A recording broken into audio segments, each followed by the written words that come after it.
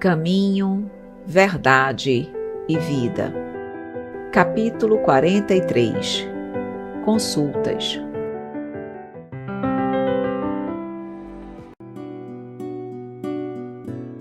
E na lei nos mandou Moisés que tais mulheres sejam apedrejadas.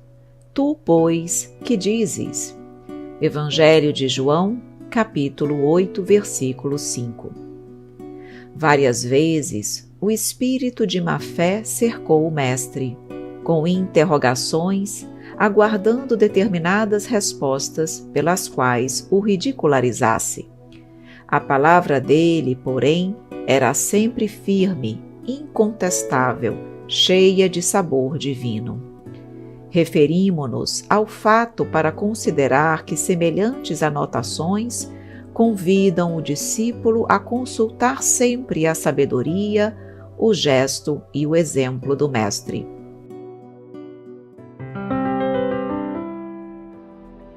Os ensinamentos e atos de Jesus constituem lições espontâneas para todas as questões da vida.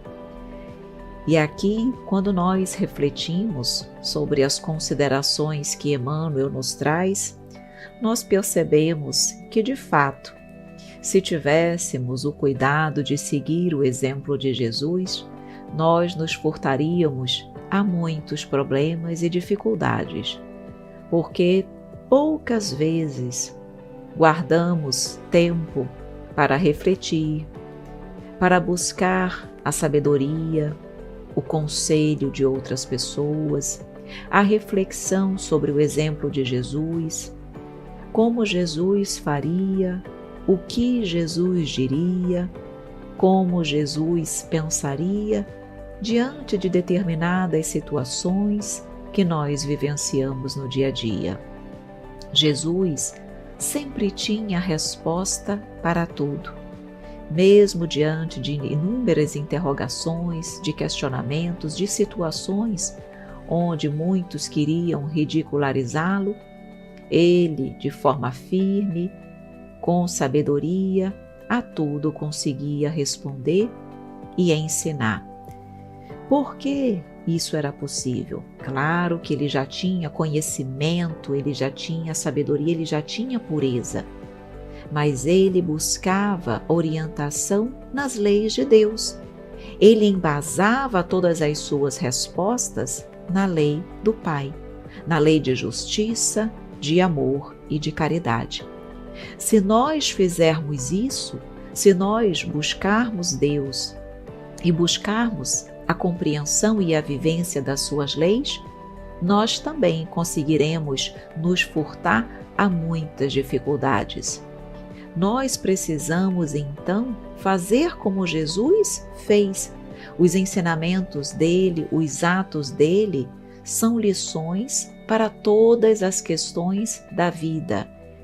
Tudo o que nós passamos hoje não é porque nós estamos num tempo, numa era mais moderna, que os exemplos vivenciados e trazidos por Jesus no passado não nos servem mais. Claro que eles nos servem, porque eles são atemporais. O que nos falta é buscarmos nele a resposta para as nossas dúvidas.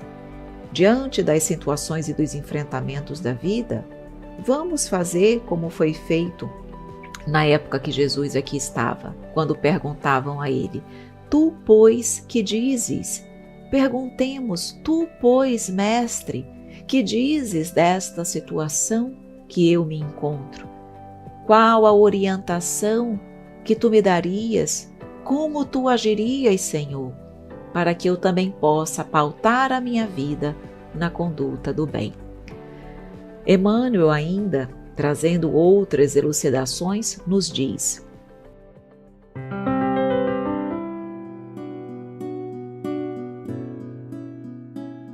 o homem costuma gastar grandes patrimônios financeiros nos inquéritos da inteligência. O parecer dos profissionais do direito custa por vezes o preço de angustioso sacrifício. Jesus, porém, fornece opiniões decisivas e profundas gratuitamente. Basta que a alma procure a oração, o equilíbrio e a quietude. O Mestre falar-lhe-á na boa nova da redenção.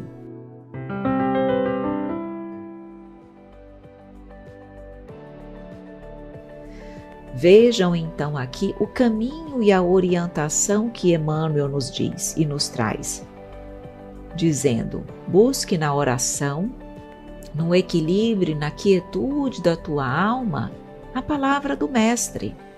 Quando nós nos recolhemos para orar, elevamos o pensamento a Deus e colocamos ali a nossa dificuldade, Ele nos responde. Através da intuição e da inspiração, a espiritualidade amiga, sob o amparo e a permissão de Deus e de Jesus, vai nos dar a orientação que nós necessitamos para a solução daquela problemática.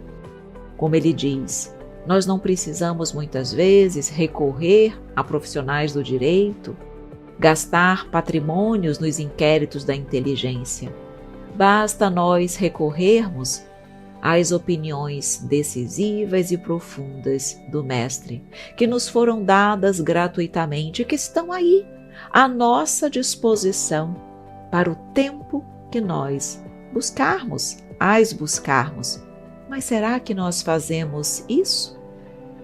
Muitas vezes nós nos esquecemos de que a Boa Nova é uma regra moral de vida, não apenas para uma vida religiosa, mas para tudo na nossa vida, no âmbito profissional, no âmbito pessoal, nas nossas relações de amizade.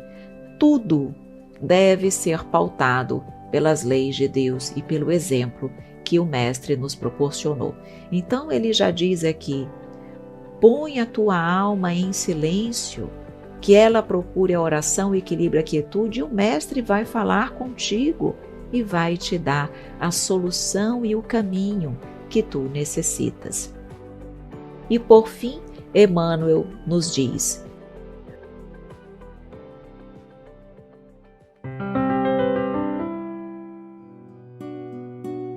frequentemente surgem casos inesperados, problemas de solução difícil.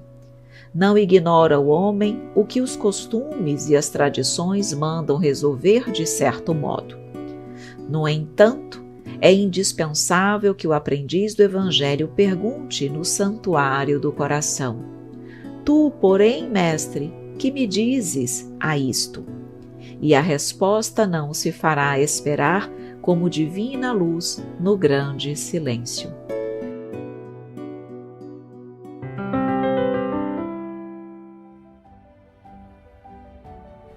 Portanto, vamos sim recorrer ao Mestre. Vamos deixar que as palavras, as orientações dele nos iluminem a alma, nos direcionem para o caminho do bem, para que nós cada vez menos busquemos o caminho do erro, do desequilíbrio, do desamor, da ilegalidade, mas que possamos a cada dia pautar a nossa vida, as nossas escolhas no caminho do bem, que utilizemos realmente o nosso livre-arbítrio da maneira mais positiva, sem jamais nos esquecermos que o Mestre está aqui ao nosso lado para nos ajudar em todos os momentos de nossas vidas. Mas nós precisamos recorrer a Ele, nós precisamos buscar, pedir a sua ajuda, a sua orientação, a sua opinião, para que nós possamos ser bem intuídos e, com isso, nos conduzirmos da melhor maneira na vida material e, consequentemente, na vida espiritual. Portanto, não nos esqueçamos de dizer: tu, porém, Mestre, o que me dizes a isto?